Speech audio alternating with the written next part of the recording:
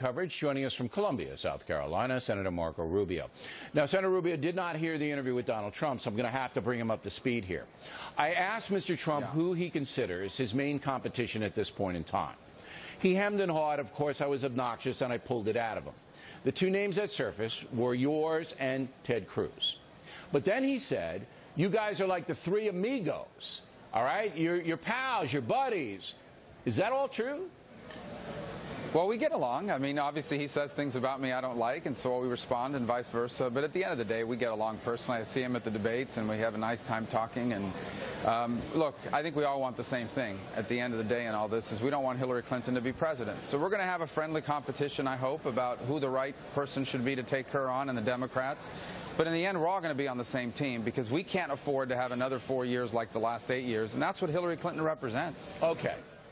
He said you made a mistake by calling Putin a gangster because if you're elected president, you're going to have to deal with Putin. And he says he's going to make Putin his friend, or at least try. So that I thought was a pretty decent point. If you call Putin a gangster, and I think he is, I absolutely think he's a gangster, then, you know, you go in with a poisoned well against an adversary that you're going to have to deal with.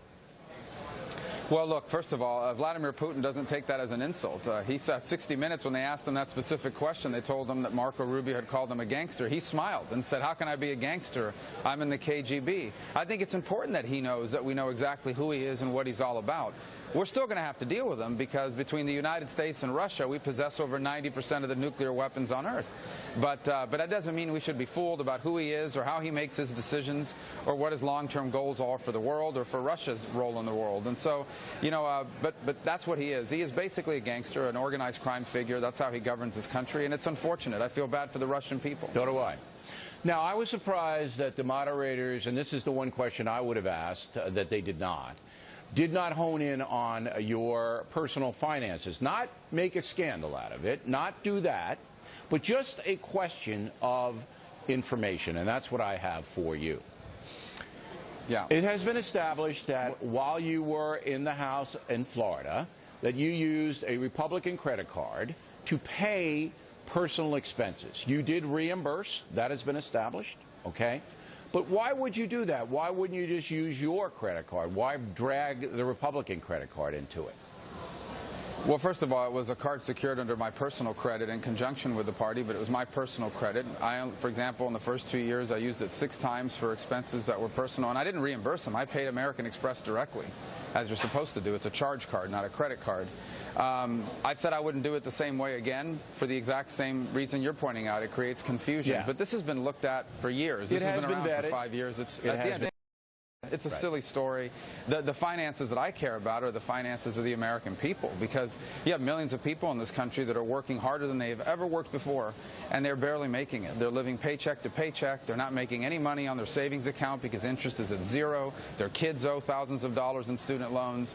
That's the important issue in the campaign, and I'm glad that yesterday's debate was focused on the big issues and not these, you know, silly things that have been talked about for 5 or 6 years and have been dealt with already. You know, I remember the New York Times article on that. You got traffic tickets on the front page, and when I was in Fort Lauderdale last Saturday night, I did a riff on that.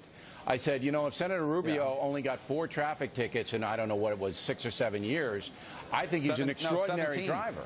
What? Yeah. Because if you go up 17 years. Yeah, if you go across Alligator Alley, just driving across, you're going to get 9 or 10 tickets. And you go through Immokalee and you go through these towns, they're going to give you 3 tickets. I mean, that's just it. So I said, he's the best driver in the country if he only got 4 tickets down in South Florida in that period of time. But the point of the matter is, I'm going to be in the Drivers Hall of Fame. Yeah, I know the state real well. I used to teach high school down there. So you drive across the state, you're going to get a ticket. Clewiston, hey, pull over.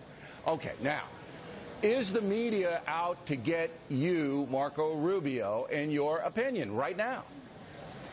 Well, there's #1 bias is for conflict, so they need there to be scandals. That's what drives eyeballs and readers, and so that's their #1 conflict. I do think there's a bias against, at least a double standard when it comes to those of us who are conservatives. They hold us to a different standard than they hold Democrats, and I think and liberals especially. I do believe that in much of the mainstream media. I don't think that's a fact that in dispute or can be disputed. I mean, if you look at how people like Ben Carson have been covered, myself and others, you see that double standard at play. But you know that. When you are a conservative, you know that this is the way you're going to be treated. But at the end of the day, if you want to serve our country, you have to go through this, answer the questions, and you focus on the things that really matter. And that's what I've tried to do on this campaign. All right, Senator. And FBN was much different than CNBC, right? You got a fair shake last night, right? Well, it was about policy, and our people deserve to hear that. I thought last night was an excellent debate because it was about very policy. fair. All right, Senator, you're welcome anytime. Thank you. Directly